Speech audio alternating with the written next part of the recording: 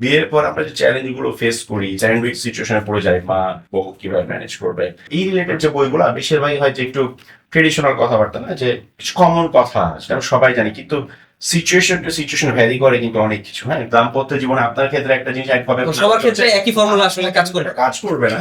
এখানে দাম্পত্যের যে বিষয়টা আছে না, এটা কিভাবে দেখাইছেন যে এটা ওই ফ্যামিলি গুলো কিভাবে আলাদা থাকার প্রায় একক নাকি যৌথ এরকম? আমার যেটা মনে হয়েছে যে এটা হয়তো শাকির ভাই একটু ভালো বলতে পারবে, ইসলাম কি স্পেসিফিক করে দেয় কিনা যে একক পরিবারেই থাকতে হবে নাকি যৌথ পরিবারেই থাকতে হবে। অনেক আলমের সাথে একবার কথা বলছিলাম, তো উনি আমাকে বললো যে অনেক ক্ষেত্রে ইসলাম এলাও করে যে একদম ছন্ন ছাড়া একা না থেকে পরিবার নিয়ে থাকা। ইসলাম ওভারঅল সবসময় একাকিত্বের তুলনায় হচ্ছে মানুষের সাথে সমাজবদ্ধভাবে থাকা এটাকে প্রেফার করে।